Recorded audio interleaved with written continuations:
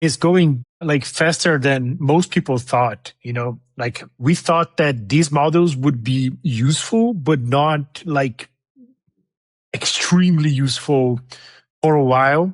But now you look at this and you feel, at least I feel like, if I'm not using this the entire day, I'm losing on something. I'm staying behind. Like I have to keep running this like crazy, but we haven't prepared for it. Like now, so people are connecting all of their life to these cloud providers. Hey, manage my life, and then you're giving them everything you have. I don't think the industry had enough time to prepare for the right tools for this. Like, how do I really share what is important without putting myself at risk?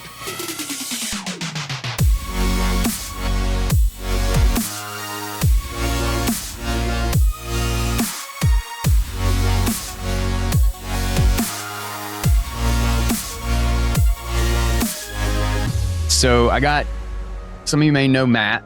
We brought him on the show for ppq.ai, and I mention ppq every once in a while because I use it quite a lot, and I love the ability to just go test and piecemeal things out and throw some sats up there.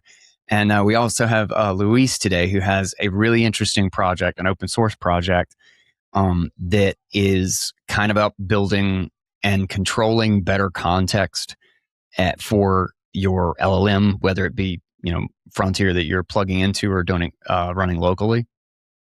So guys, just Luís, welcome first time to the show, and Matt, welcome back.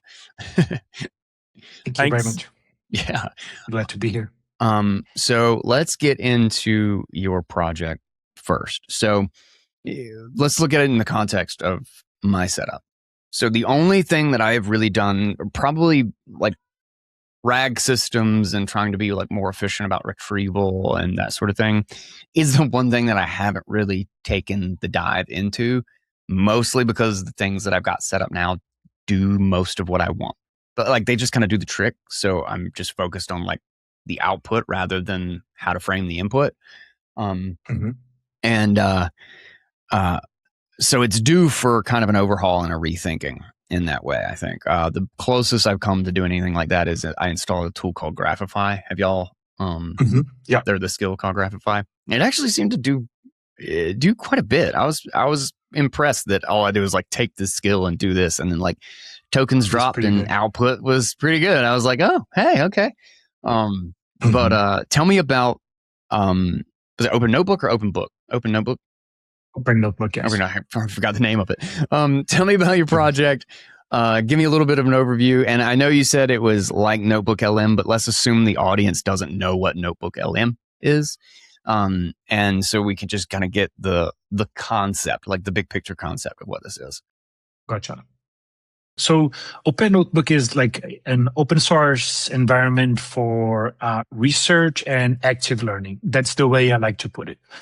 So it will help you kind of collect your sources over time, the links, the YouTube videos, the PDFs, and so on, that I have like a gazillion tabs open in my browser, all my to read apps that I never go back to. So it claims all that.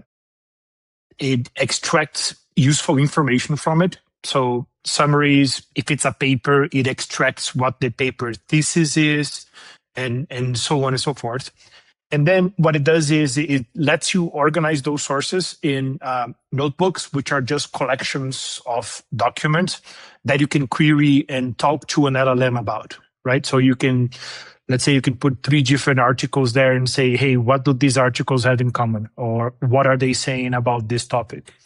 Where do they contradict each other? And stuff like that. So it will help you build both your kind of human notes, but also AI-assisted notes on top of that.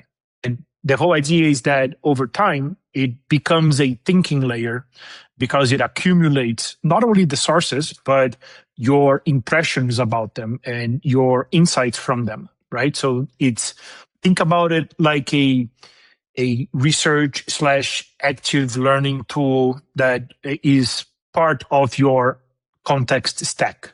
Right? A lot of people use Obsidian for a bunch of stuff.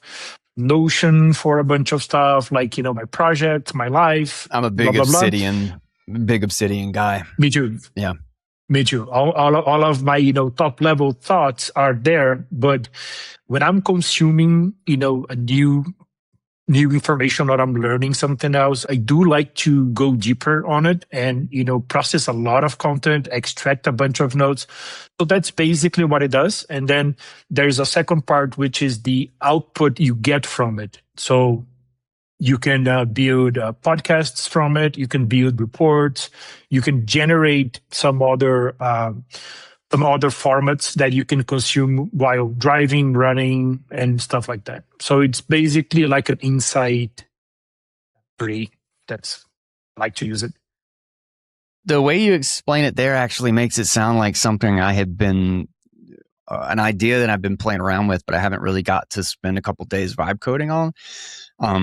We've been working on a tool called PearCore, an engine called PearCore, and then an app called PearDrive on top of it. I have a little dev team that I've put together for this, and we've been working on it for a long time. But it's essentially extremely fast, extremely simple, very easy peer-to-peer communication. It's really geared around file sharing, but the beauty of it, it's a generic messaging protocol. So you think about it like, rather than doing everything on the public BitTorrent network, you create your own little tiny BitTorrent network, and then you just invite people to it. Nice. And you own your little network. Well, you can make it, that can be a group chat, that can be a collection of files. Like I'm already starting to test the latest with the Audionauts. I'm going to put my whole movie collection and thing, and we're just going to be able to add and collect all the stuff together. So it's like a perfect example of like, okay, well, let's get your notes and the things that you've pulled together. And I've wanted to apply it in that way. But one of the applications, one of the ways I wanted to interact with it that I thought would be really cool is, when I'm on long trips or whatever, I'm doing like 2-hour drives or 3-hour drives somewhere. I would love to be able to kind of talk to my stuff, like in the sense that, like I've been trying to figure out these like one-off, like easy workflows where I'm kind of like handed something to, like a question to answer or a review to do or something to just say, yeah, this is good, this is bad. And then almost gamify it for myself. I went through this age of like going on commutes and I just listen to podcasts, listen to audiobooks. And I feel like a natural next step is to have something kind of like podcastify my documents or like things that I want to go through, and then explain things or ask me questions about it. And I actually interact with it. And then it takes that interaction to notify of like what was important. Like, so like if I'm in the middle of a podcast episode and I'm like, dude, that was a really great point, I love it in this context. It's like, I can literally say that back to this like kind of like single purpose tool that I'm talking to. And then it can take that in, and then it knows that I like this in this context and in this way.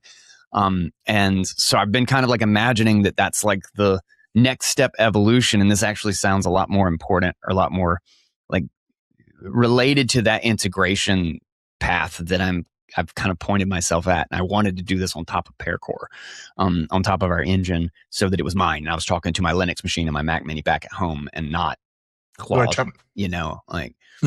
Yeah. That makes a lot of sense. That's kind of how I like to use it too. So the way I do it is we do expose an API, right? So it's pretty easy for you to connect your API to Hermes, ChatGPT, Claude, and so on. And you can literally say, hey, Claude, what have I researched on, Bitcoin lately? And it's going to say, hey, this, and this. And you made this great point that we can dive further if you want. And you can say, okay, so what do we have here that contradicts that? And so on and so on. So please build me a podcast, 15-minute podcast, so I can listen while, I'm running and stuff like that. So I send it out to Open Notebook, and then I use an LLM to kind of query and digest it, right? One very important part of this is to be able to control the lineage, right? I know a lot of, Obsidian nerds that they're just building nodes. And then they end up with a node that they don't even remember like where it came from. Like I have this thought that I kind of remember kind of something I read, but what is the basis for this claim, or I what don't know. is the evidence? Never had that. Don't have that happen Exactly. 5 times a day. Never. No. Oh yeah. Yeah. Where did I get this insight from? Like, was this like a crazy website conspiracy, or was it a medical exam? I don't know. Yeah. So understanding where ideas come from, I think it's like a very undervalued view for the future, you know? No, I agree. That's a really great point. I'm curious because I'm sure, I know, Matt, I know you have, but I'm sure you've also heard about the Coldcard hack that happened. Yes, I did. 2 days ago. And the utter mess that it has been. One of the really interesting things, this is another reason why like being able to use AI for like so many different things, because I might get like a one-off thing in my mind, just being like, maybe I should just check the entropy of Bitbox again. You know what I mean? Like maybe I should just, break down the safety thing, because I didn't think to redo that with Coldcard. Like I had the Coldcard in every single setup I did, and I trusted it because I had been trusting it. But like the environment changed. The environment changed around me, and now I actually had the ability to test and do verification that I couldn't do when, like when they first became a sponsor 3 years ago or whatever it was. And I did a ton of deep diving, right? I read articles, like I tried to actually do my due diligence, but I'm not a software engineer. I can't like break out. I actually did. I'll tell you this. I actually did go and look at the firmware and the code like a stupid monkey, like staring at a pile of bricks or something, And I was just like, well, I sat there for like a little while, like scanning stuff, and I was like, I have nothing. I can gain nothing of consequence from this. This is a total waste of my time. But I did try. I will say I did try. But then I went to, Coldcard articles and other people's articles talking about like how the secure elements work and like all this stuff. And, thought I knew something about how it worked. But like the most critical thing, I could have Fable 5'd it the minute it came out and said again, let me start this over because I have a totally different tool that changes everything. Let me look for this. I would have even thought, like, I understand how these things work well enough that I've been like, how does the entropy get generated? Like, I could have sat down and asked that question. And I didn't think to do it again because I've just been using it. It's in my family vault. Like 2 Coldcards, like, anyway. Yeah. I hear you, man. I think we're not used to the amount of intelligence that we have at our disposal. Every day I learn a new thing that I've been doing the wrong way. Software was the first, but there's so much more. There's so much more like on research, like everything in your life can be better if you do, better research and better thinking. And this tool, like Fable 5, Kimi K3, dude, everybody has it now. It's not just, a problem that I never thought of testing, is that a bunch of guys are thinking about actively hacking stuff now, and they have foundational power at their disposal. This is going to get pretty crazy. Yeah. At least for a while. I can say from experience at PPQ that like it's been pretty relentless. I'm not a software developer by nature either. And we had strangers exploiting our like gift card redemption endpoint and doing all sorts of like numerous attacks on PPQ.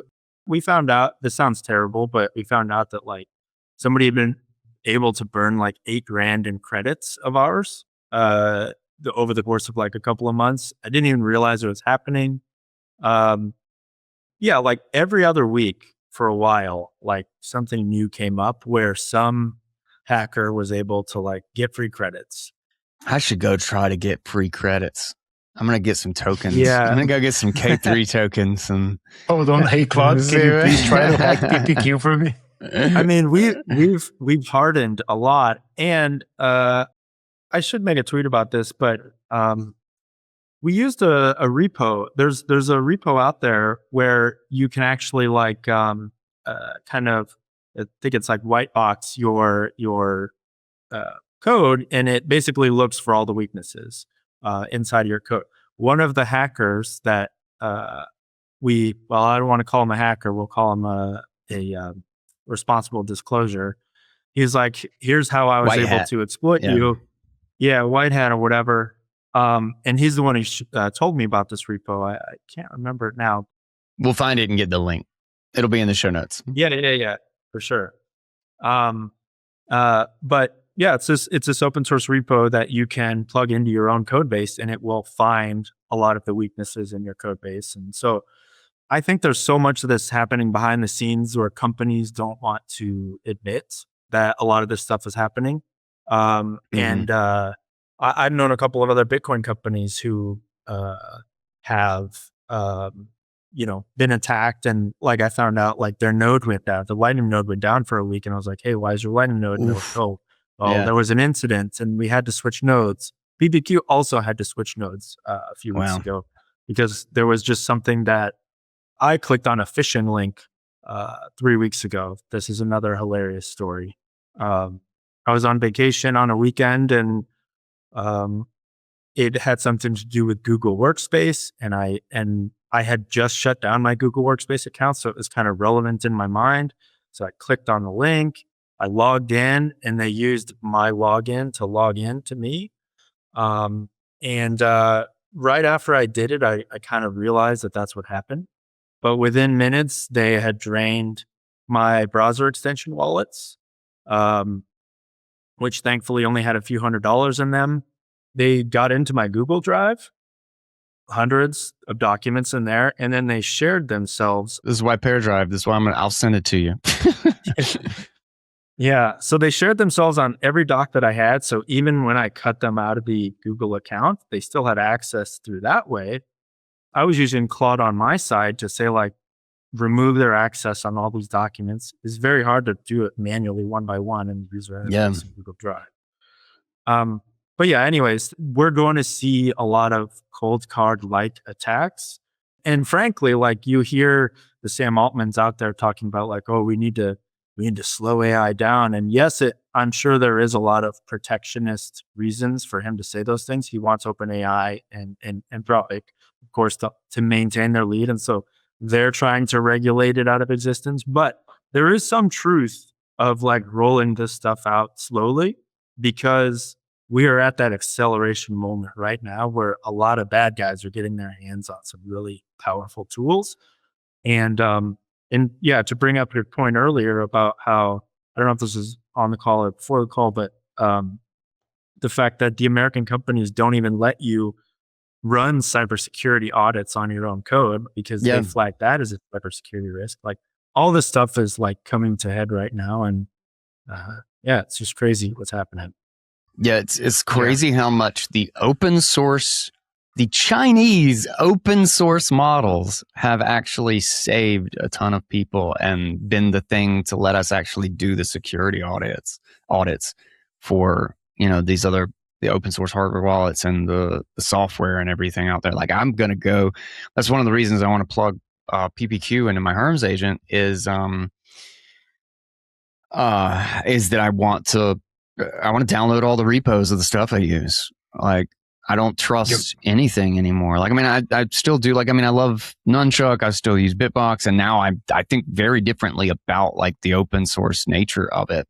But I'm rethinking, because like I have a sponsorship with Bitbox right now, and I had, when I did the sponsorship with Coldcard, when I did sponsorships with all of them, I feel like I'm insanely strict about how I do it. Like, I turn down everything except for like barely a handful of things because I just want to do stuff that I already know and trust, And like, so I had like a very strict set of rules that I follow.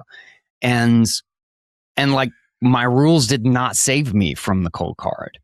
And so it's like, I'm trying to figure out what those new rules are. Like, what's the new setup? And obviously, without a doubt, one of them has to be that I have to do this, the hours that I spent learning how the Coldcard worked and learning all the ins and outs of it and the various trade-offs needs to be spent with two different models on the open source code. And if the code's not freaking open source, I don't I can't. Like my opinion has strongly changed on that. Like if I can't just fully access, if other people aren't trying to build on this and being forced to do those audits, like I don't think I can include it anymore, no matter how lindy it supposedly seems to be. But like I have to be able to sit down and do like a security audit of all my stuff.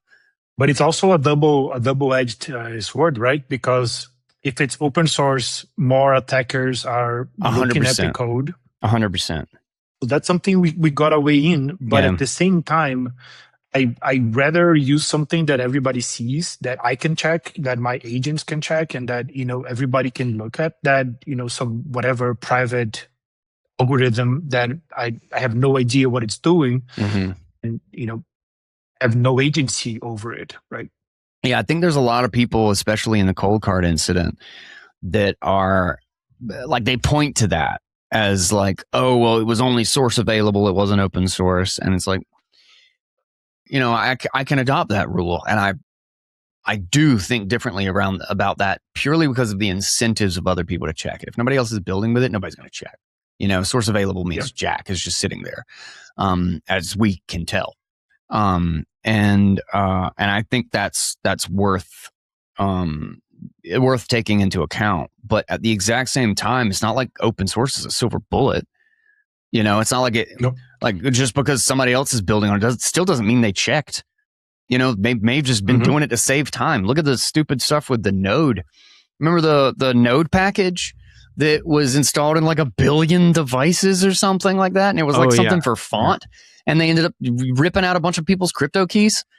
Like that was open source. That was available. And they installed it on, they just got they got a developer's key from a phishing email. And look at the amount of things that got compromised by that in a matter of hours.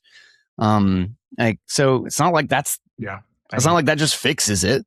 But yeah, I could do a lot of work on all that stuff. And so I wanted to have it in my Herms agent so I could basically just have a conversation while I got to drive 2 hours to pick up my parents and come back. So I was hoping I could get this plugged in. You know what's crazy about this security on open source thing is right about when Claude Sonnet 3.5 was released. I don't know if you remember, but this was the moment where, we were writing code like autonomously. This was working like crazy, right? That's when I started writing little scripts. I was doing like very, very tiny things, but I was like, I don't need to like figure out how to convert this thing. I have FFmpeg and I can just I can package this thing and drag and drop. Yeah. And I was on it. So if you look at Open Notebook's contributions, it does like this. Right after Sonnet was released, right? And in the beginning, we took a lot of slop, like a lot of stupid stuff was, PRs like crazy. Then we invested in kind of building an ergonomic repository for agents, like with the right documentations, the right pointers, like, hey, don't push code unless blah, blah, blah, blah, blah.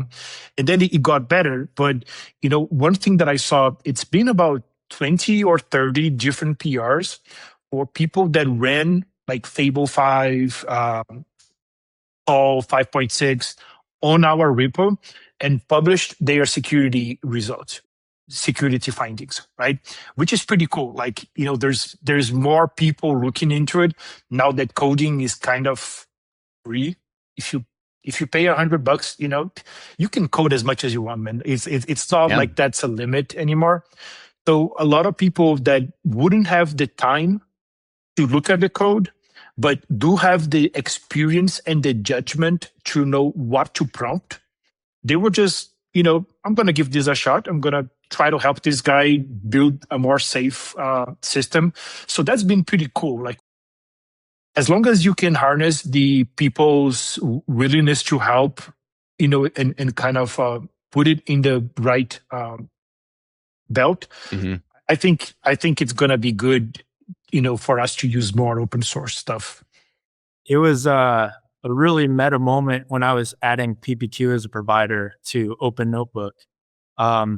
because I was having my AI write the PR, and so it would go to Open Notebook and it would find all the docs and this and that, and it put together a PR and then submitted it. I didn't write one word of one line on that PR, right?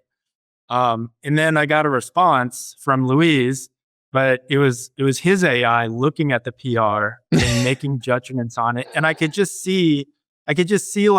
feel a little bit of like, Luís looked at this thing in broad strokes, and he probably typed in one or two sentences. Yeah. And then he told his AI to like send a reply back to me. And so it was basically our AI is talking to each other. And I think it was like 2 or 3 replies, and it was merged, and it's all good to go now. But I just thought that was such a surreal moment.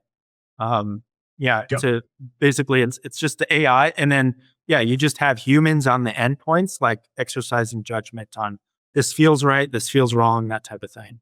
Yeah. As long as you keep doing that, right? Because some people will just put it on autopilot and it's only AI. And then it becomes like this flop loop, this infinite, flop creation. Yeah. But if you stay on point, like the way that setup works is there's a loop running on my computer, right? Mm-hmm. And it's every PR that comes, it says, hey, this is what I read. This is my impression. What do you think? And then I give it a couple strokes, and, it goes back. The moment I make it 100% automatic, it's like a downwards spiral. Yeah. It's like, I tried it. It won't work. Oh no. Yeah. I try. It's a mess. And in fact, I spend about half my time backtracking and cleaning up stuff that happened on auto mode, and trying to figure out exactly what it built and exactly how it built it, and piecing it back down to modular tools. And you're like, oh, we just built the same thing in 3 different places. Of like, this just needs to be a freaking universal tool to do this, and then you need to call it in 3 different. Why are we building it over and over and over again differently? It can break in one place and not the 2 over there. That doesn't make any sense. So I have a question for Luís. Like, what are some of the big use cases that you're seeing with the tool? I had my own idea of a few use cases, but I wonder, what are you seeing the primary things? Is it companies plugging into you? Is it like just nerds plugging into you, or like how does it this is no nerds plugging into me, but so there's it's really cool. So there's the nerds, like people that like to learn. That's the way I use it. And I collect a bunch of stuff, and then I go and distill it and try to kind of build insights from it. That's kind of like the users. There is some companies trying to set up like a private, notebook LM like station for their folks. There is a lot of reporters, like journalists, that are doing some investigation that they don't want to go public.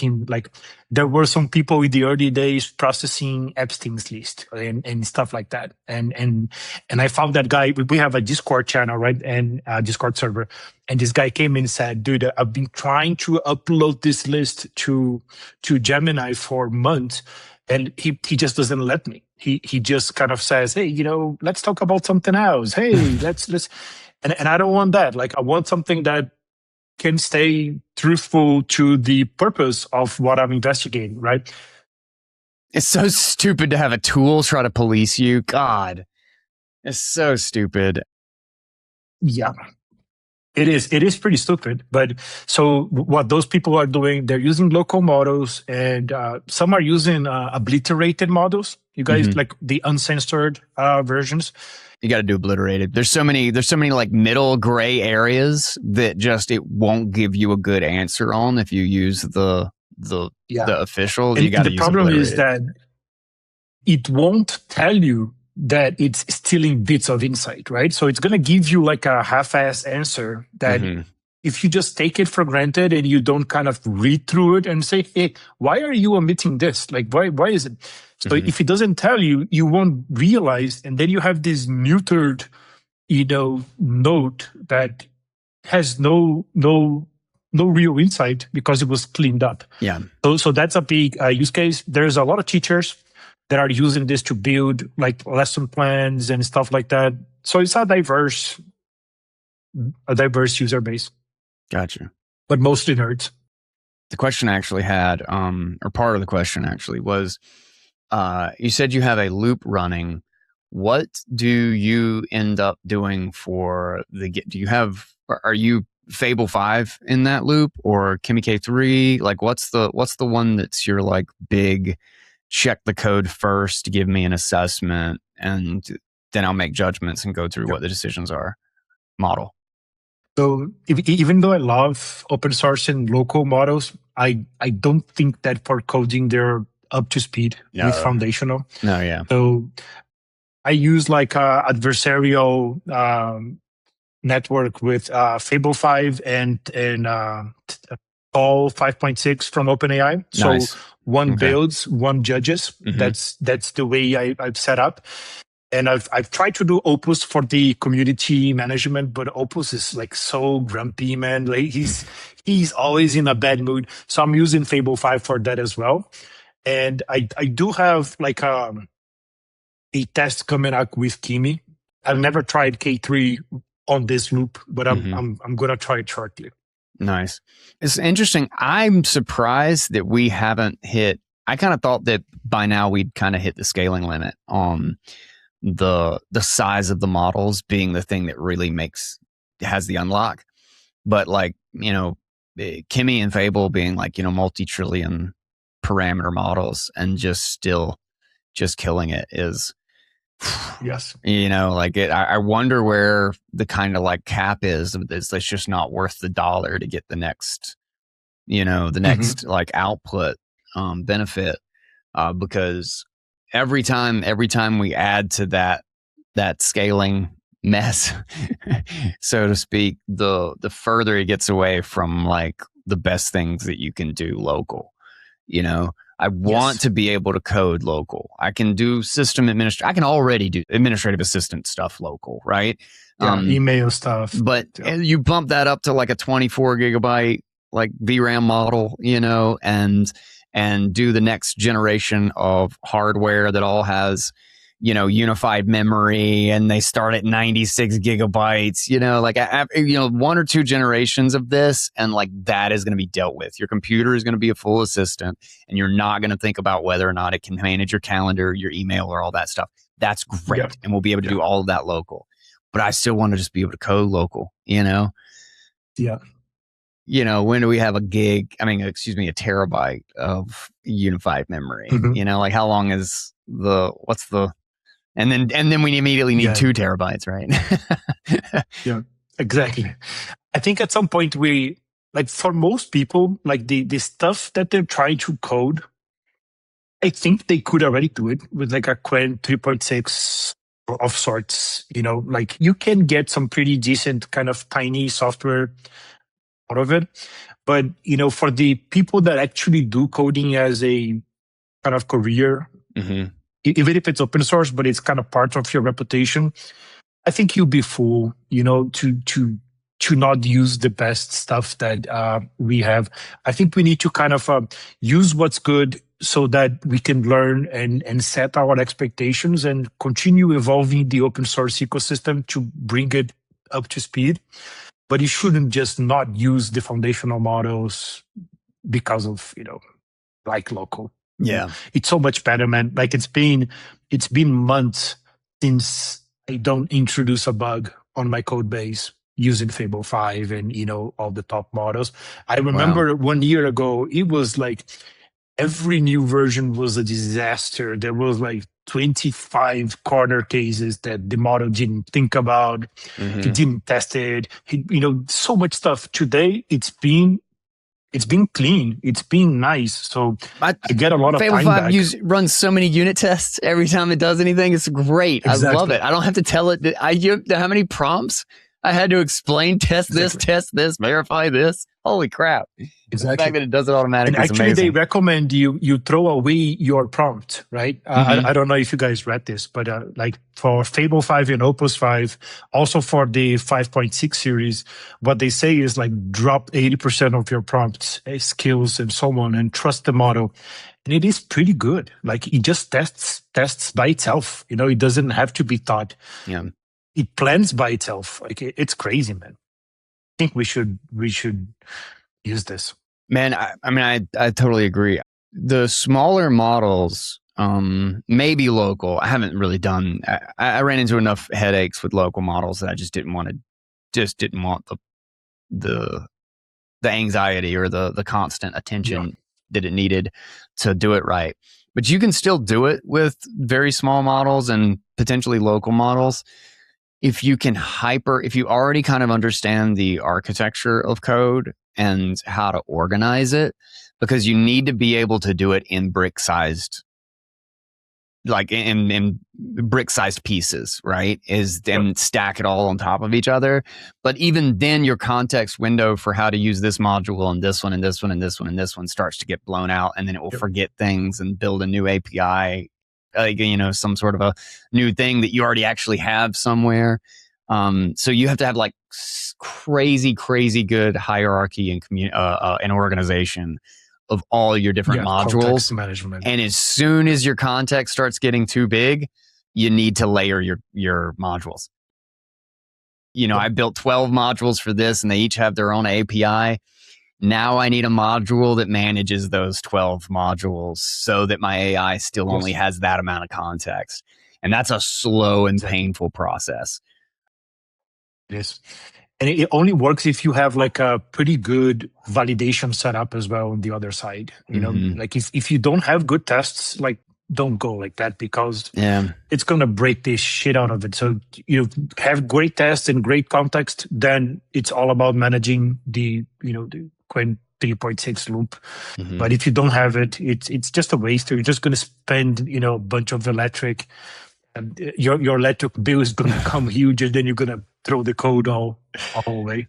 Dude, the number of times I've done that, I've spent months and then just throw it away and like start from scratch. Like just kind of like now knowing the architecture and all the little pieces I need, it's actually quicker to just start over. Like that's why we've changed. So PearCore, our engine for like the little P2P spaces, we've redesigned this thing 5 times, like from scratch. And AI changed so much about like kind of our direction or whatever. But the idea is it's literally like a package of modules, basically. It's a library to basically do this. So it's like add file to space and its own like little messaging system. And now the beauty of it, like now that we have it done, I'm just building a GUI. Like I don't even have to do any of the other stuff. The stuff just kind of like works, and I have to know how to talk to the library, which obviously is just a documentation file. And with Fable 5 and like the scope of what it can, the context that it can handle, and it's crazy. It's crazy. Yes. And it's also for product people, like I've always been more a product guy than an engineer. Just getting code out was always the bottleneck. Like you would have this great idea, and then the team would take 3 months to build it, and then you would just be anxious for 3 months because your idea is ready now. Yeah.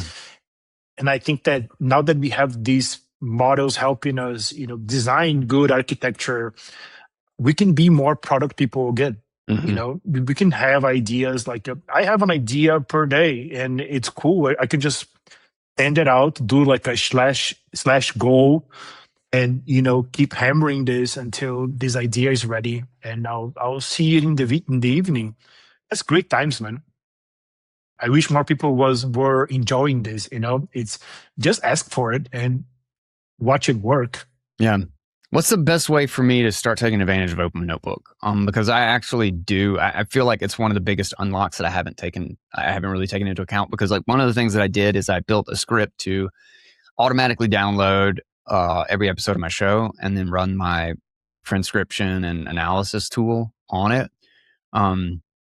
And one of the things I've been meaning to add to that stack is basically a set, like kind of an organizational summaries almost, where it will grab certain parts and let it do it slowly rather than being like, here's my whole corpus, pull out good ideas, but to let it like go through each episode and be like, you made this comment or this analogy in regards to this concept, to explaining inflation or explaining, the economics of money and all this stuff. And you did this and you did this, like start piecing it out. And then that's part of the whole like interactive thing of just like, what did you mean by this? What would you consider this section to be most related to? And then I can answer it and then it can organize it. I've never had a framework for building that database. And that's kind of when Matt hit me up about this, I was like, okay, this sounds like the thing that would lead me in that direction.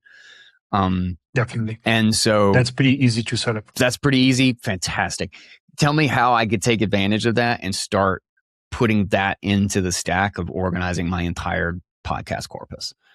So you start with like a Docker Compose file, which you can download from the repo and just run it. It's going to spin up a database, and then it's going to spin up the app itself. You connect to it. It's going to give you an address. You enter. You will have a provider's setup that you must do.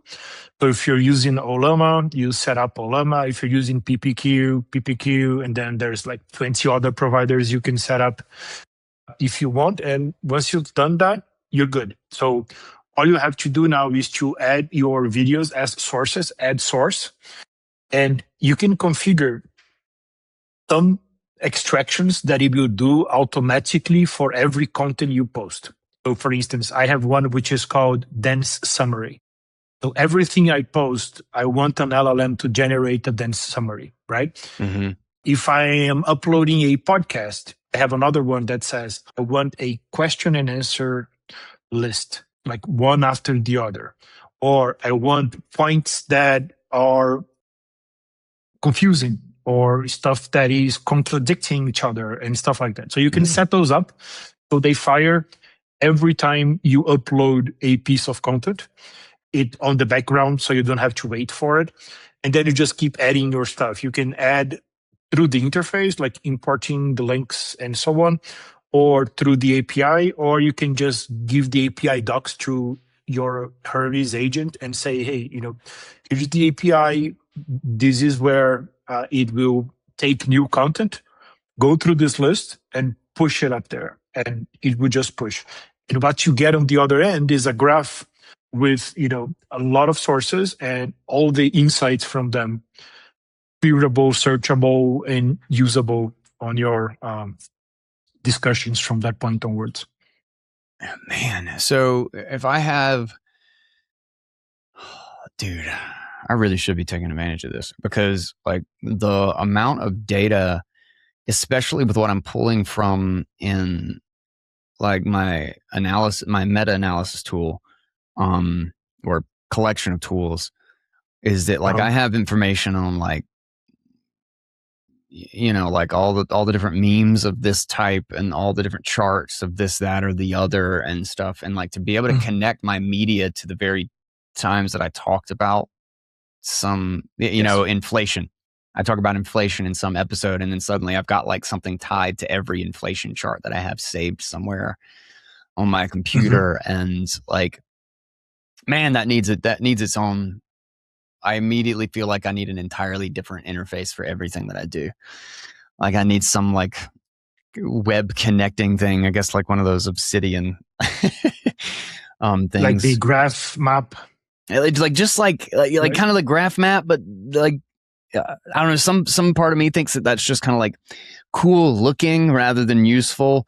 And that's why like everybody has it in their videos. Like, this is a new tool that graphs your whole brain. This is like constellation. Yeah. Like it looks really cool, but it's like weird to navigate. I kind of think more of I mention something and then I kind of get like the social feed, all of what I have that's related to that thing, Yep.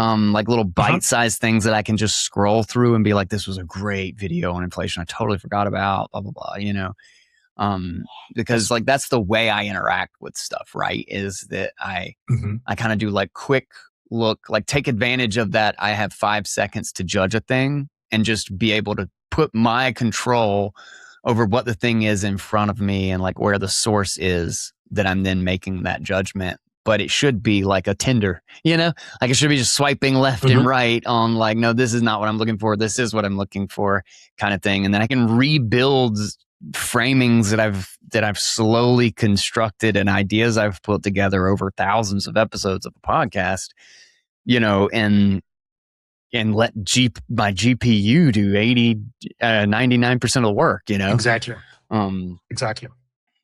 So this used to be a thing called Zettelkasten, like a node organization thing for decades, where you do linking, all of that graph stuff. People did it on paper before, right? Yeah. The whole power of it was the linking part. So this node came from this, but it contradicts this and it complements that. Like that was like the beauty of doing it this way. That's what people do with Obsidian and so on. But sometimes I want some of that building to be done by an LLM. You know what I mean?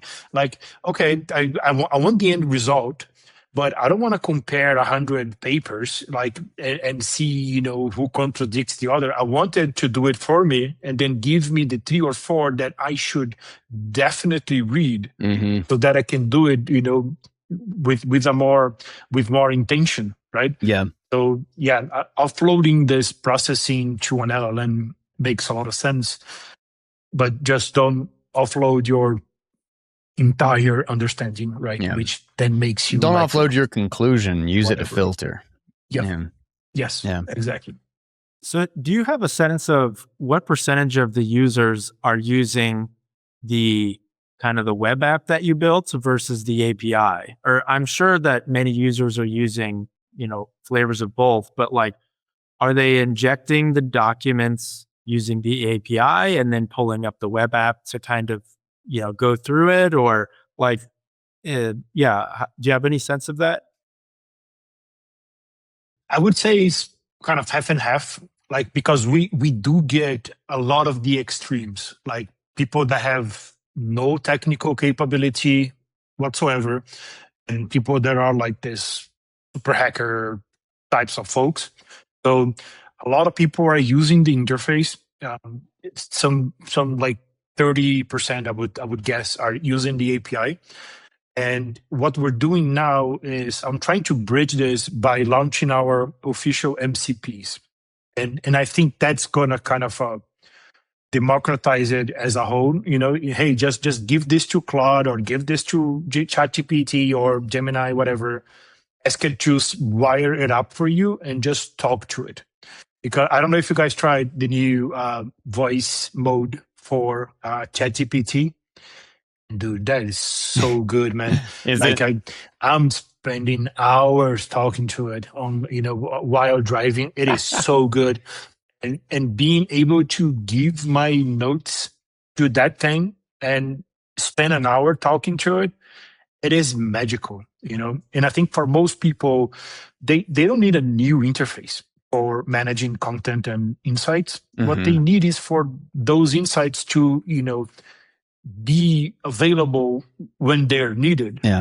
So I think we need to find and access stuff, because we're in a place where we have so much freaking information. We don't know what to do with it. Like, we need the GPU to be able to organize it for it to actually even make sense. It's like one of those things that, like, oh, I'm going to watch all the videos on YouTube, but you watch one video and you're 1,000 videos behind, Exactly. And you have this bunch of tabs open. Yeah. Like, every minute that you watch, there's 1,000 minutes that just got uploaded, and there's like 1 million or something. It's stupid. And like, all of the internet is like that. And exactly, I can't tell you how many times. Like, there's a reason I've spent 6 months on this stupid media analysis tool and trying to make it so I can actually do everything on my hard drive.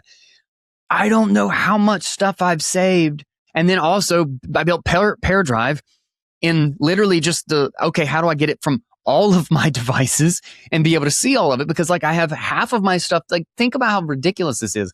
I have half of my stuff saved in photos as screenshots in my iPhone. I have half of it saved as single page downloads, like, packaged HTML files that I've just like, I need to read this, or I need to save this reference or something in my MacBook. And then I have, YTDLP. I've built like some scripts to like save videos and images and stuff off of websites that don't let you save stuff. for all of that. And then I have like a bunch of scripts and like auto download things that I have on my Linux machine. I have these like 4 different devices and I have no idea which device has which thing. And they're all just named some random hash. They're named x.com/HJ32K. Well, it's just like, it's nonsense. Exactly. So it's all disorganized and I can't find jack. And it's like, why did I save any of this stuff? And I'm trying to figure out how to recover it. Plug all my devices together, build media like analysis for every single thing and create sidecars that let me search through the data, search through the transcripts and subtitles and tags and objects and all that stuff. And then the thing that I've been missing, which is why I wanted to do this show, is like some sort of a graph, like overarching organizational structure that's going to let me actually go find it all, because I can't just ingest 500,000 JSONs, which is literally close to what I have, I have 500,000 to 1 million JSON files every single time I want to do stuff. Like I literally boot that thing up and it's like ingesting the database and it's like, give me a minute. Yeah. All right, here we go. There's a lot of people that I know that they use a tool for like collecting links, right? I used a lot of like them 5 in the past as well. Oh, I wanna see this later, and I wanna see these later, and then it just becomes like a bloated list of stuff with no context, right? Yeah. And then there is the other extreme, which is the guy that, oh no, I'm gonna take this paper and I'm gonna read it and I'm gonna mark it and I'm gonna derive insights, and you're just gonna do it for 1 or 2 things that are really important. You're not gonna do it for 300, right, a day. So I think there's a need in the middle, and that is why I built this. There's a need in the middle for the right thing to find you when it's needed. Like I don't want to go back to it and search, because the moment I search, I could have done this friction. a gazillion different ways. Yeah. Exactly. And I'm going to forget about it. I want my agent, my LLM, my team to know what I'm working on. And I want that to just say, hey, is this related to these 3 videos you saved last week? Do you want me to take a look at them and see if they had anything meaningful? Oh, yes, please. That is kind of what I think is still missing in the overall AI knowledge stack. Yeah. I immediately am imagining UI, because one of the things I do when I'm putting together a video or trying to collect my thoughts on something is I will rant everything that I think or have heard about it, like without even like a hard, like, oh, I definitely know what this is. I'll be like, I remember watching this video that did this thing, blah, blah, blah. And I'll just like rant it out for an hour and a half. And I immediately kind of see like one of the things that I like this type of a tool would be beautiful for, and to take advantage of all the things that I have in my Linux machine and the media analysis thing is, imagine that I'm sitting here and I'm talking to my computer and it is writing out my rant, because one of the things I do is I record it and then drop it into my transcription tool, and then I start asking it questions and telling, cut the fat, I repeated this, cut these out. I spend an hour then breaking it down into a script that makes sense and is succinct. Well, what if I had this running and I'm talking, I'm brain dumping all of this stuff, and as the text is showing up on the thing while I'm ranting, it's triggering things and then showing off in a sidebar. Here's data connected to this. Here's a meme that is this exact same joke that you just made. Here's a 3-second clip from a movie of, Will Smith going, ain't that some shit? I connect it to all the things that I actually have available to me, and that website and that thing I was going to check out that I never actually read the article to. And then I just have this next layer of like depth of like all this stuff that I can just deep dive into every single thing I talked about. I can correct the things that are contradicted. I can find 2 new details and find that link immediately that I was talking about, but I totally lost, Yes. And all I did was talk to the thing and have, my machines collect all of the rest and make all the connections. Exactly, man. You're just describing the vision. Yeah. Like we've done most of the, basic functionality work. Like, we support every type of content, every model, and so on. And now the challenge, like what I discuss every day on Discord with the contributors is, all right, so now we need to make this really useful. This needs to travel through whatever interface people are and say, hey, I have something for you that you saved 2 years ago that might be useful now. Mm-hmm. That is the goal. Yeah. We need to get to it. And that needs to be private. That needs to be local. That needs to be saved. Oh, yeah. Even if you don't use historical context on my whole freaking internet life, that's going to have to be local. Dude, that's the only thing we have left, you know? Like our context. Like the moment we give it away, we are just worthless. Make desktop cool again. Yes. Dude, the number of I've just been buying devices like crazy. That's like another beautiful thing about like what I really, really, really want to take advantage of PearDrive is being able to separate like jobs. Like one of the things about my analysis tool is that because it's like 12 individual tools, there's like, there's 3 of them that need massive GPU power, right? That just need heavy work. They're using Florence or Joy Caption or whatever, and they're just like tagging things or object detection in mass. But then there's 9 that can run on a small device, and it doesn't really matter if they take twice as long because they're quick anyway. So it's like I could divide up all of those jobs to my Mac Mini, my MacBook Pro, my Start 9, and my Linux machine according to how heavy each one was. And basically have my own little like collection of supercomputer, like, trade-off, like this little cluster that's just like handing out jobs. And then in the same vein, I have like all of my data collecting as well. Like they see all the stuff on my Start 9 and all the stuff on my Mac Mini. And if my Linux machine needs to do heavy analysis on something on my Mac Mini sends that file over. Yes. I'm beginning to see where like we can build all of these things. And it's crazy to me to think that like, I feel like the unlock hasn't even gotten here yet. Yes. We have all the foundational tools, but we haven't built any of the real interface that just makes this stuff scream. And like, I feel like I can taste it, it's like so close. Yeah. And I think like the hardware is going to take a spin as well. I think Apple in the end was right. Being able to run stuff off of my computer, dude, that was genius. Yeah. Because we just can't scale cloud like that forever. It's going to be like OpenAI and Anthropic, they're all taking a loss. We know that, like a huge financial loss. At some point, that is not going to work anymore. But I think Apple has been seeding the industry with LLM capable computers.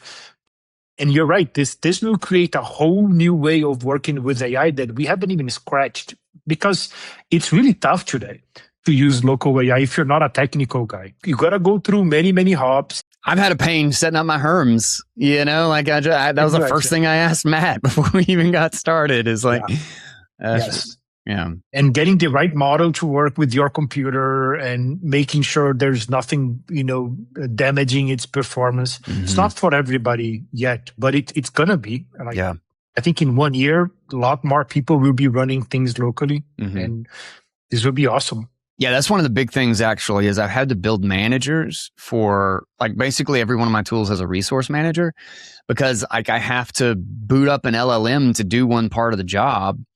And then I have to offload it to do a different job. Yeah. Like if it's like an agent or something, I can't have my main interface that I'm talking to. That's why this was like, I gotta cash into another GPU here so I can have something running all the time as kind of like my director. But then that's why it's like 89 degrees in this room, even when the AC is set to 72, because this thing's just churning away all day. I can't even sit in here with it, Yes. Oh man, it's crazy though. There's so much to unlock. Yeah, I have a 4090 in the other room for processing content like all day, like summarizing, extracting and stuff. And I have my M4 Pro where my super agent is, just like yours. So I have it on the M4, but it's not like, the foundational level, but it does this stuff. Like it does calendars, it does, emails, and it's local. Like I trust it. I can see what it's doing. So it's good enough. Nice. Yeah, I got you got the 4090. I got a 5090 and a 3090. 3090 is my Quinn 3.6 and my 5090 is my four other AI, various AI tools for its, like, the captioner and the tag and all that stuff. Yeah. It's weird because, like, I'm not making more money because of it, and I've sunk a lot of money into it, but it feels so worth it just in what I'm able to pull off. Like, I feel like I'm building the groundwork for something that that is actually like super, super valuable, and I haven't even shared it, like the meta-analysis tool. PearDrive is barely out there. I don't really push the PearCore just got released a couple days ago, I should probably start pushing it. Like, it's ready. I'm building on top of it. But I'll have the link in the show notes for anybody who wants to check it out. But please do. But man, I don't know. There's just so much to unlock.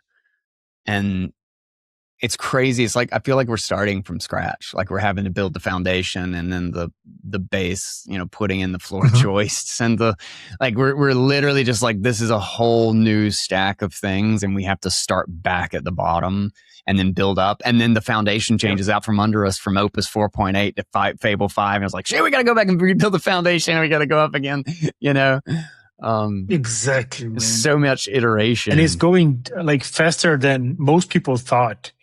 Like we thought that these models would be useful, but not like extremely useful for a while. But now you look at this and you feel, at least I feel like, if I'm not using this the entire day, I'm losing on something. You know, I'm staying behind. Like I have to keep running this like crazy, but we haven't prepared for it. Like now, so people are connecting all of their life to these cloud providers. Hey, manage my life, and then you're giving them everything you have. I don't think the industry had enough time to prepare for the right tools for this. Yeah. Like how do I really share what is important without without putting myself at risk? Yeah. It's weird. It's like a calculator for all like basic life and organizational patterns. Yep. Like rather than just calculator for math or algebra or whatever, it's a calculator for like, I did this 3 times today and 90% of this can be automated. Build a package for that so I can just give you the input and get the output. Like, it's like we all went from being part of a process to building processes. Yes. Like we're no longer in the process anymore. We're not a part of it. We're not in the assembly line. Everything that we should be doing is building a new and better assembly line and then iterating on the past assembly line and then building an assembly line for quicker iteration on the assembly line. Exactly. Like it's all like automation all the way down, right? There's 3 things that I like to spend my time on, which is validation work, which I still require, to do, the assembly line, as you mentioned, and whatever needs judgment. Like, what is this feature for, for what reason we're building it? Everything else feels like waste. Yeah. Sorry, Matt, you were about to. Yeah, I was going to say, what percentage of your PRs do you actually look at the code nowadays versus you just kind of ask your LLM what's going on in the code? I feel like I'm honestly like, I mean, this is embarrassing to say, but like I'm over 90% now, where I feel like I can probe the AI enough to give me the level of confidence. And I have my tests that run, and I make sure that the tests that happen, validate things end to end fully and this and that. So it gives me greater confidence, but I'm over 90% now. Where are you at? I'm pretty much the same. So the way I structured this, I let PRs merge as we go, as long as they pass all the tests. So I invested a lot on tests, right? So the PRs should fulfill the tests, and they go through 2 AI reviewers, Kubik and Claude. Both will do it. So if you go through all of that, I'll merge it, even if I don't have time to read, because we actually do our releases by Docker releases, right? We release new containers. So what we do is we merge, throughout 2 to 3 weeks. And then when it's time to cut a tag, then I have a more thoughtful review process before cutting the tag. Because, doing a lot of review for every single PR is kind of wasteful, because people are not going to get that code unless they're, cloning the repo, which almost nobody does. So I'm okay with merges that I haven't read, as long as they pass the tests. And before we do the release, then I'm going to skim through all of it. Because in the end, man, it's still my responsibility. I can't blame, like, every code I merge. It's my responsibility. AI just helped, but I don't do it like for the individual pull requests anymore. There's no point. Yeah. We do push to prod multiple times a day usually. And it is I am the more aggressive person on the team, where I am okay pushing stuff to prod. It's like the paradigm, I forget how I'm probably going to butcher this, but the paradigm used to be like, okay, is this code accomplishing the task that I gave it? That's generally the question you ask, right? And then you have to thumb through the files and make sure that it's doing what it says it does. The new paradigm could be, the AI already tells me that it's fulfilling the task, right? So the thing that you should worry about is, does this have the potential for some sort of catastrophic problem on the code base? You mean like entropy and a hardware wallet? Oh, interesting. That's a great. Oh, no, that's just a detail. No, don't worry about that. Just set it to 0 and push. Yeah. Whatever you want, Claude. Whatever you want, Claude. I'm definitely the aggressive one on the team, and thankfully I have kind of a conservative guy also on the team, so he keeps us from getting too out of hand. But a year ago, I don't think any of us could say that, like, we're not reading 90% of PRs. No. Like, that's just an absurd thing that nobody would have predicted, and yet it's happened.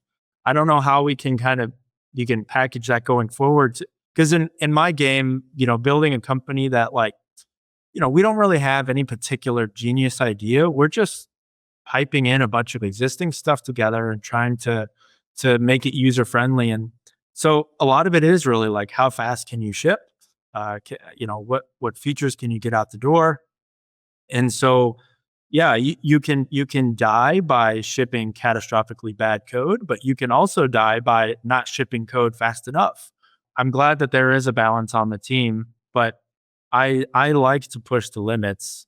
We're living in a crazy time where you can build it and let it fly, and just as long as you're confident that it's not going to catastrophically fuck something up, just PR it, and if a user complains, you can fix it then or patch it then.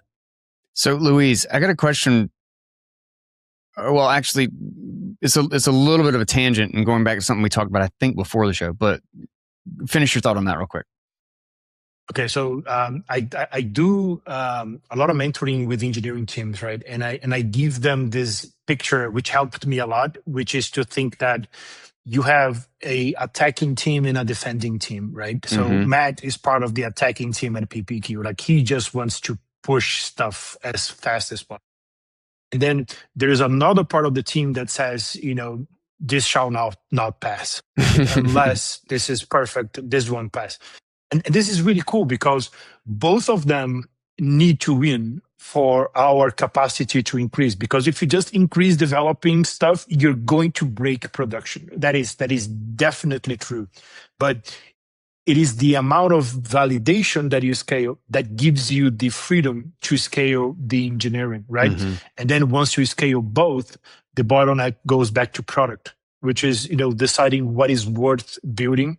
But putting, because, if you have 10 engineers on the team, you don't need 10 people pushing buttons on Claude code. Agree? Like, just do a script, man. You need 2 people pushing Claude towards building.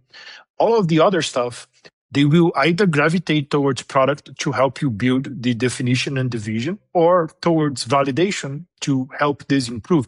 I'm seeing teams with more engineers on defense than on offense. Wow. It makes sense, Yeah. Yeah, great insights. That's great. That's a great way to put it, because like when we can go so aggressively on adding code, it makes more sense not to scrutinize like how we're adding it, but to build it out and then build a defensive team. Like do it like nature does, right? Push out and then try to kill it. Push forward, try to kill it. Push forward, try to kill it. But it leads me to potentially an answer to the question. But you said at the beginning of this, I think it was before we started recording, but that nobody's coding anymore. Like nobody's going to code anymore. And like part of me is in this mindset of like, well, crap, if nobody's coding, like, doesn't that send us into a feedback loop where this all starts getting dumb again? You know, like we have the AI dementia, right? Like some of the most fascinating papers is like if you train an AI on AI output, like you're doomed. Like that thing's just going to slowly eat itself into, you know, Down syndrome. And it literally referred to as dementia. And in that context, if like nobody's coding anymore, obviously we can still learn the skill of engineering and architecture and systems interaction and that sort of stuff. But does it mean that like this is the best that like, I guess maybe the art of coding? Like we kind of like if humans stop coding, that the art doesn't actually push forward, and it's just kind of like this systematized, as long as the unit tests pass, this is good code, and that's kind of the best judgment that we can have. How do you think about how coding evolves in this environment? You know what my fear is that at some point we're going to realize that it's better for the machine to just write binary code directly and build stuff we don't even understand. Yeah. That is going to be an issue, but still, so I think it's going to be similar to what is evolving towards right now, which is, okay, we're going to get out of the typing of the code, but we are, you know, at least the teams that love what they do, they're not just giving up on software, they're just giving up on typing it, right? So I'm still learning about architecture. I'm still learning about... I've learned more about software engineering in the last year than ever, you know? Exactly, because it's you have so much more free time to kind of go through the options and research. Like I'm spending so much time on product right now, like thinking about the next features and, you know, looking at the market. I'm spending a lot of time learning about validation. Like, how can I use a linter in this project? How can I use tests effectively? Like, what are the right, you know... You should build an open notebook for that. Yes, I do. I do.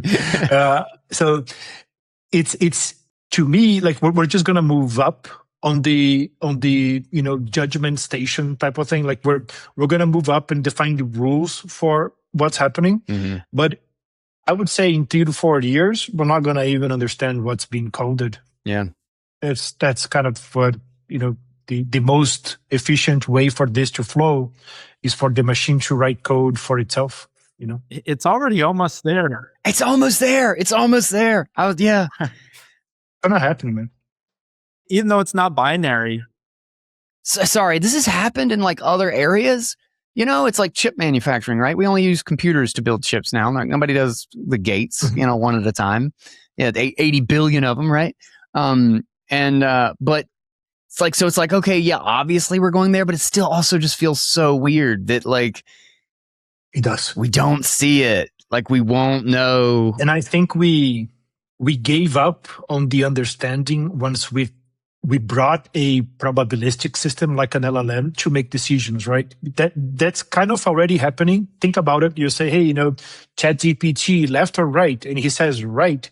Like, how the hell did he come to that conclusion? Yeah. I have no idea, right? So we're being used to it already. At some point, they're going to say, what does this software do? And you say, I don't know. It just does what I need it to do. And look at this cool output. It's tough. Exactly. Yeah. See here, I don't know how it got here, but you know, this looks good. Yeah. I feel like I'm on the cutting edge of dumb because I'm already there in many ways. Like when you become that aggressive, you're just like, I'm not sure what it's doing, but it's doing what I told it to do. Like it's accomplishing the goals. It's funny. Y'all both said that you're probably like more than 90%, like it just codes and you push it and you don't review it. And it's funny. I go back, mine's probably 90% too. Even though I'm not super good at reading code, but I now actually can look and understand relationships to things. It's things that I didn't see before. And I can certainly analyze whether or not a structure is really stupid. And I've been able to get it to like delete 300 lines of code and make it work better. And deliberately. And I go back and forth between this 99%. I'm not looking at it at all. And then I'm looking at half of it. Every single thing I just gate it and be like, I'm going to prove every single thing. I'm going to look at every single thing. I'm going to ask it questions. Yep. And so many times when I'm in those zones, I'll just be like, why the hell would you do it this way? But doesn't this make sense? And he's like, oh, you're absolutely right. We should have done it that way. I can't believe I did that.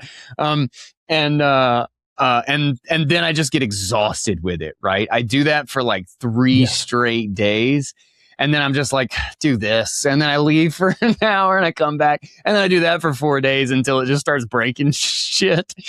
And then I have to go back. So like, okay, scrutinize. Okay, figure out what it did stupid and clean up the code again. I kind of like red team, blue team. I kind of do my own little like offense, defense thing.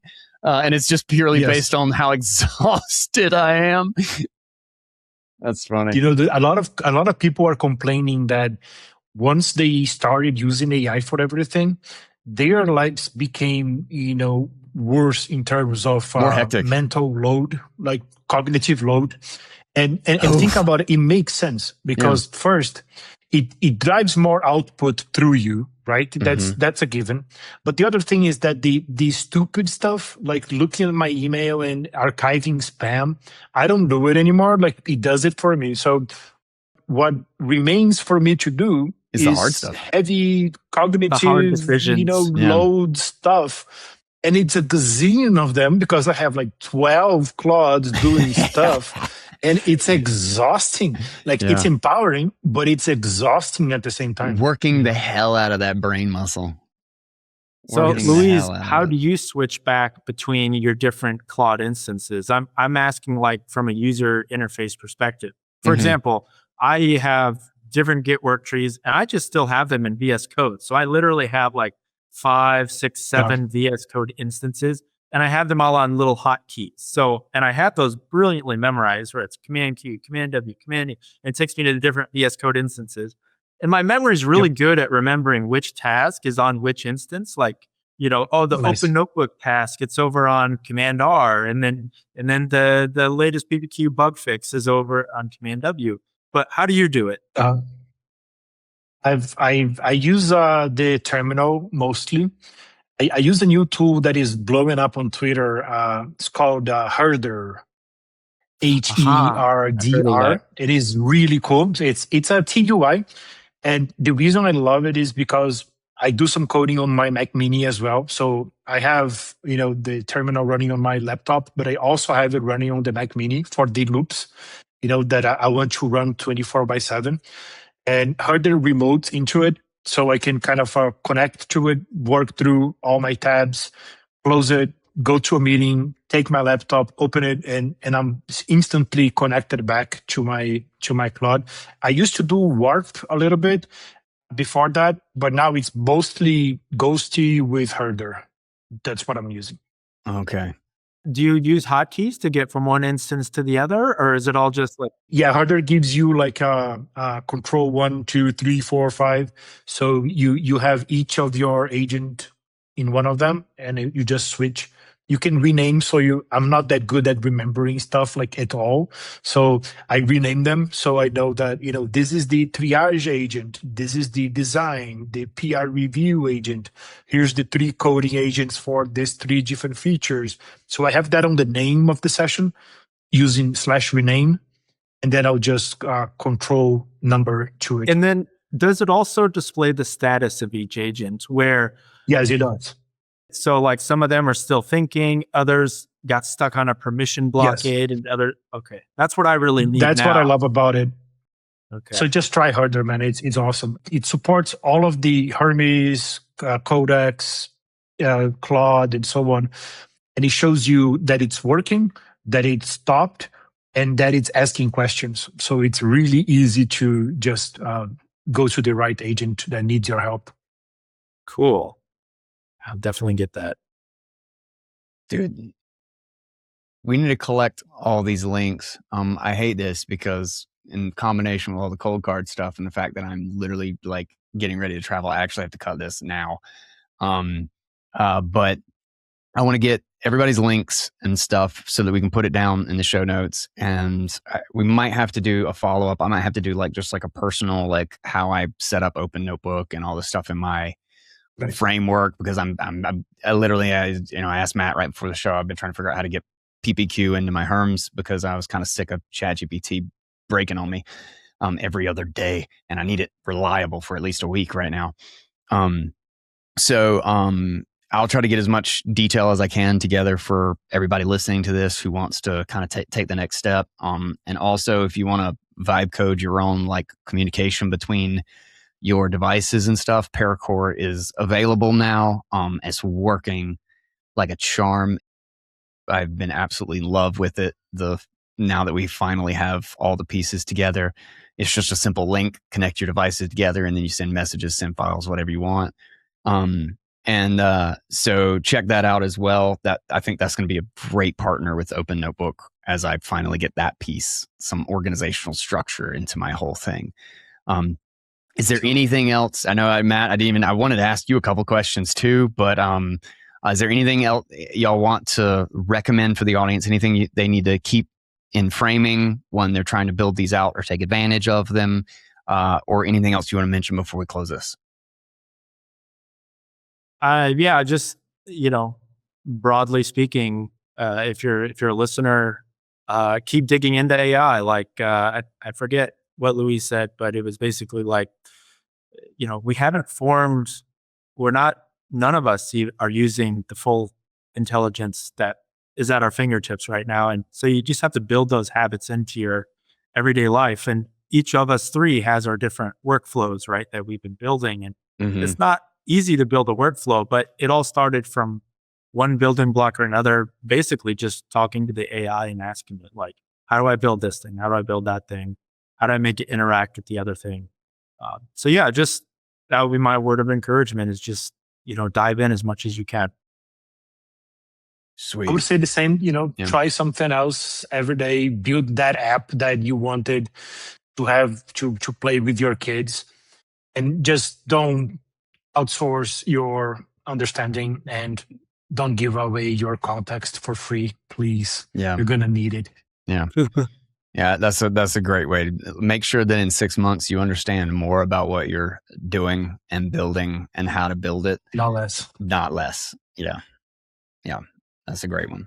All right, guys. Thank you, Luís. Nice to meet you, man. Okay, guys. I'm glad you could come on.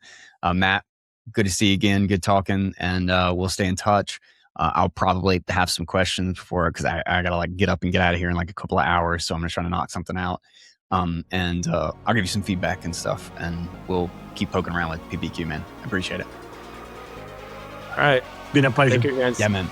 All right. Thanks for inviting me. Later, guys. Bye. Bye.